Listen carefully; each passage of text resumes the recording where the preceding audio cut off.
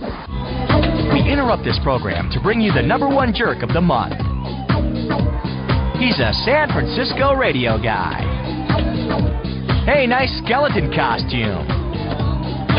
This dude invited listeners, women only, to show up at a boxing ring and fight him for free concert tickets.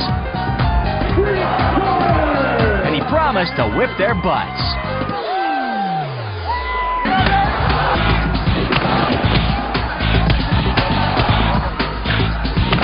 This dude is the real deal. Respect to him for believing in equal rights and left for women. He is a true feminist at heart. How sleazy is this dude? Battering women. And if that ain't bad enough, he's even a cheap shot artist, using headbutts and body slams to beat him up.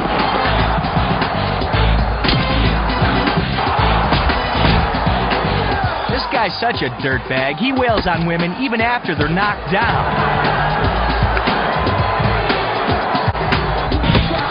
This woman's just trying to cover up and wants the fight stopped. But tough guy just keeps pounding away on her until she's bloody and collapses. He needs some milk! Wow, radio dude, you must be feeling real good about yourself right about now. There's a very special place in hell for dudes like you.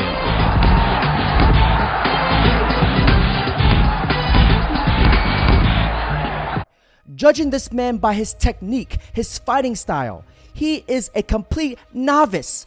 But he literally and instantly won 7 weight division title fights in one single fight. What a freaking Chad. This guy is my hero. He gave these women what they needed. A lesson in biology. Mr. Tate? You're saying most men don't know how to throw a punch. Let me tell you something about punching. Any idiot on the street, if he swings as hard as he can and hits you in the face, it's gonna hurt. If you hit me in the face, I'm not gonna panic. I've been hit in the face. I've been hurt. Most of you have never even been hit. You've never even been gripped up. You've never even had a man grab you. You never felt a man's strength. You think you felt a man's strength during a little bit of sex? That was a fraction of it. You don't know how strong a man is. It's like getting grabbed by a lion. It's like getting hit by a car. If a real man were to grab you, it'd feel like a car hit you. You'd be like, what the fuck? Facts. You'd be on the floor and you'd be a fucking...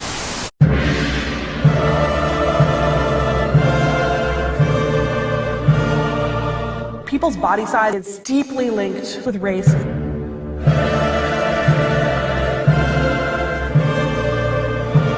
I have a doctor. I don't need 6 billion doctors. He needs some milk!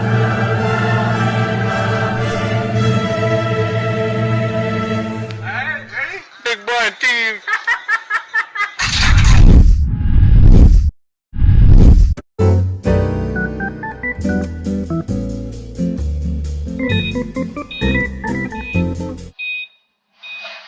Weight discrimination. She says she did not get hired because of her size. Those aren't real women.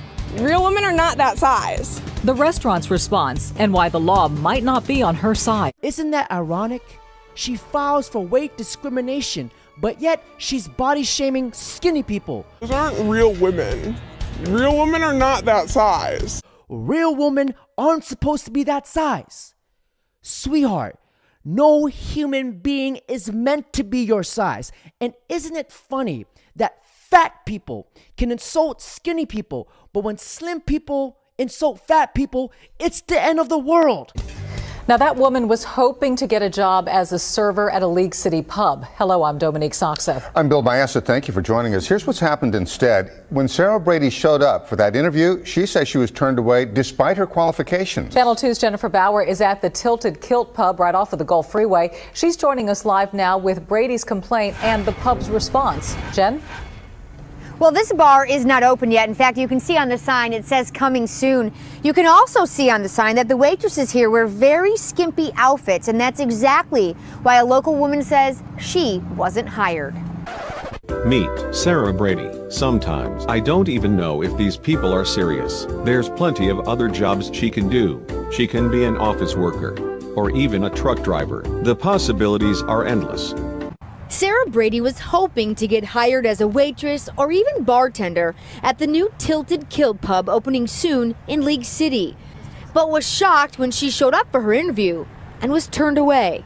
Thank you for coming and applying, but we've already filled all of the positions with more experienced candidates. Sarah believes she was turned away because of her size.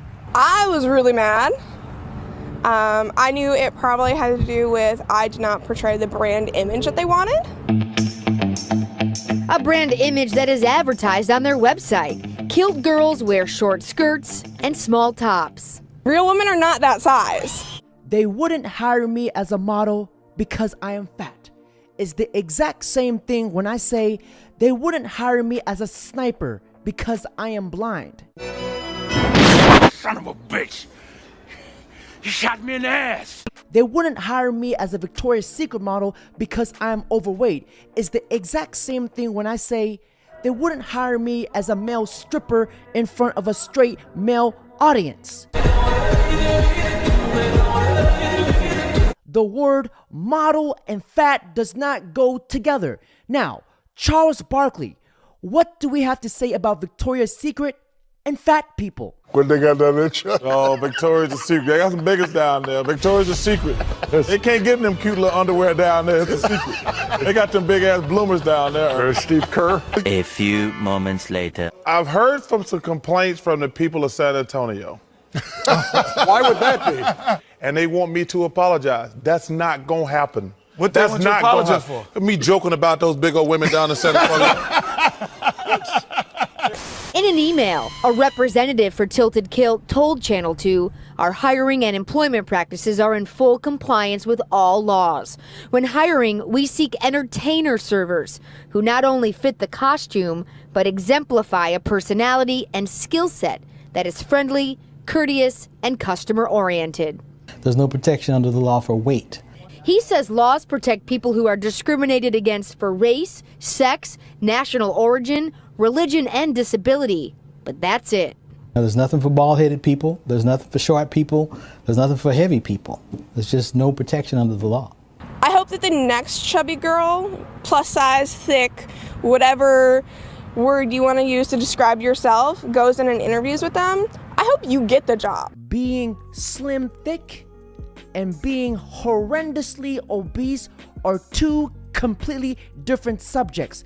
It's 2023. We do not need to pretend anymore. Now, Sarah Brady tells us she has battled an eating disorder in the past, and now she says she is very proud of her body. We're live in League City. I'm Jennifer Bauer, KPRC, Channel 2 News. I truly and genuinely believe that loving yourself means making healthy decisions that does not harm your body. Hi, I'm award-winning fat activist and professional feminist killjoy Virgie Tovar. She's an award-winning fat activist. What did she win? A 2-gallon bucket of ice cream and diabetes? Award-winning fat activist. Fat activist. Those are the only two words that never go together. Fat and active.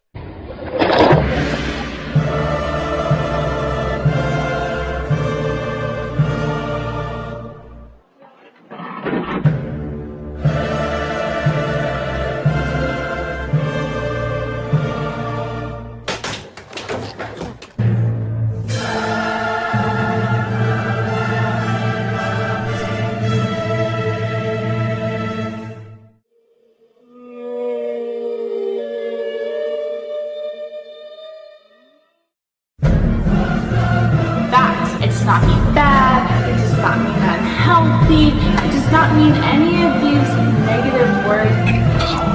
Weight is not a good predictor of health. We can talk about health, and I think it is important, but I don't think weight is a good proxy to do that. The destruction of this scale is dedicated to all of the women whose lives have been ruined and ruled by it.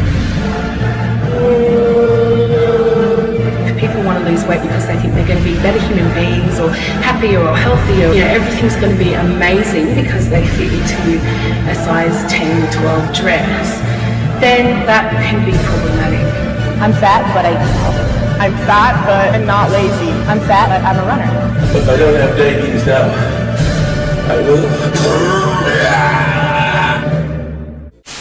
I am this size because I dieted for 20 years. I gave up dieting because it was a loser game for me. It made me fatter. It made me incredibly unhealthy. That just makes no fucking sense. I mean, it's just bullshit. Fuck. You see, we do not celebrate anorexia. So why in the two rats ass fucking in a ranch Dorito bag are we celebrating obesity?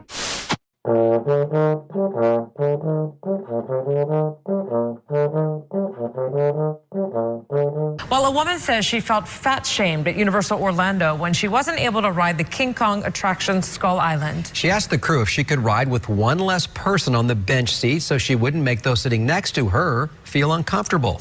Channel 9's Lauren Seabrook sat down with her today, and Lauren, she says Universal staff refused that request. And Greg, she says the whole thing was just humiliating. Universal doesn't have weight restrictions, so she didn't know she couldn't ride until she paid to get in and then was just about to get on. This is actually my daughter's key. Angel Morales shares a love for Harry Potter with her daughters. They bought annual passes to Universal last year and couldn't wait to check out the Wizarding World. Angel spent a lot of money on souvenirs that first trip, but for her, the thrills fell short. Couldn't fit on any of the Harry Potter rides because of my weight. Did a lot of bag holding and Diagon Alley and that kind of thing. She hoped to ride Universal's King Kong attraction because the seat is a bench without a safety bar. But when they got to the front, she told her daughters she didn't think they would fit without making others uncomfortable. A man in line overheard the conversation and offered to wait for the next ride, allowing Angel to go with her daughters. So on their second trip back to the park, Angel tried to avoid more embarrassment by asking the Skull Island crew if one less person could ride in her row. She says they wouldn't allow it because they had to push for capacity. It's somewhat humiliating to have to ask for an accommodation because of one's weight. You know, that you have to put yourself out there and kind of beg to be able to ride and embarrass yourself because of weight. Angel filed a discrimination complaint with the Florida Commission on Human Relations and says she feels people who are overweight should be a protected class. Their interest is getting bodies and getting money and not accommodating paying customers. That's how I felt. And Angel says Universal did offer her a $100 gift card plus dinner and a movie, but she does not plan to return to the park. In which she accepted. She received a $100 gift card, free food and movie tickets, according to sources. But of course, that wasn't enough, and she still filed a complaint. This Landwell really just said people who are overweight should be a protected class. Being overweight should make you a protected class. Sweetheart, sorry not sorry. But being a fat ass shouldn't even make you a damn priority. This woman is literally a cheeseburger away from being on my 300-pound life. As my token of appreciation, I would have gifted her a 24-hour fitness membership, a yoga ball, and a piece of broccoli. So when she comes back to the amusement park, maybe her fat ass can finally fit in one of the rides. Weight limit exceeded. One person at a time, please. Oh, that's fucked.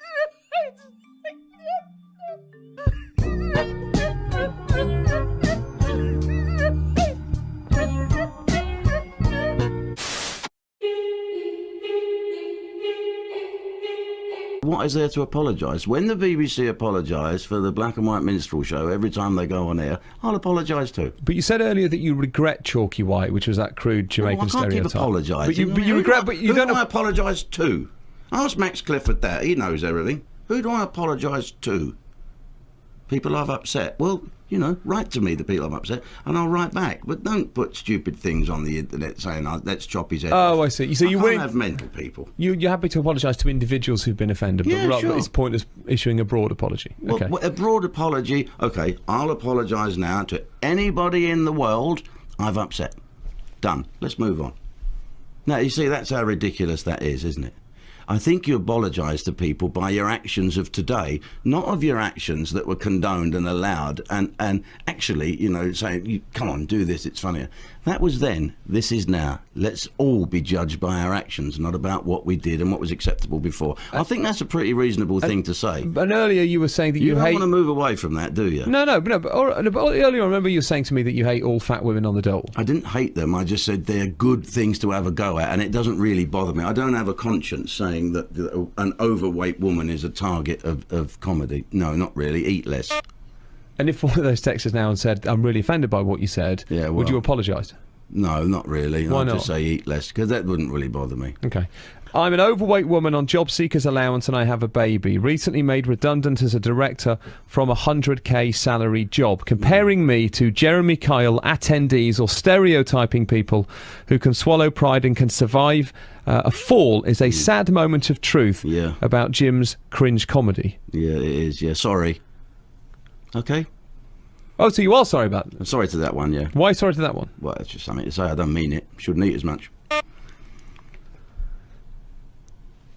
Okay. Well, why say sorry and then say I don't mean it? What's the point of that? It. Well, because that's what you want me to... Would it be better if you used to say sorry? I just said it. I didn't ask you to say sorry. I just read out the lady's text. Yeah. That's real, isn't it? Of course it is. You think it's made up? Oh, yeah. She should have thrown a few other ones in as well. Got a bit of a limp and ginger hair.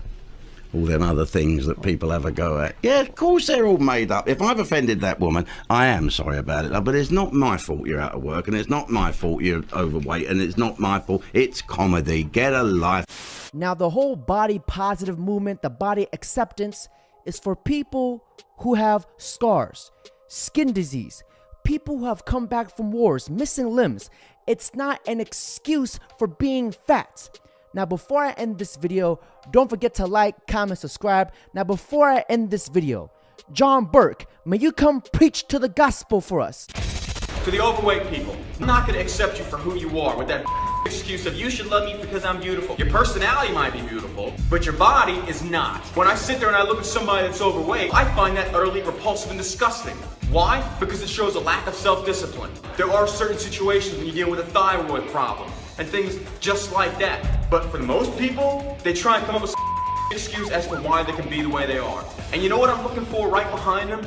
The children that are exactly the same way. And it requires some effort on your part to get up there and take an active role in your children's life. Do it for the sake of your children, people. This isn't me being angry. This isn't me trying to fat shame. This is me saying you need to change your life before a doctor comes in and says, look, I'm sorry, there's nothing else we can do. Get out there and get active.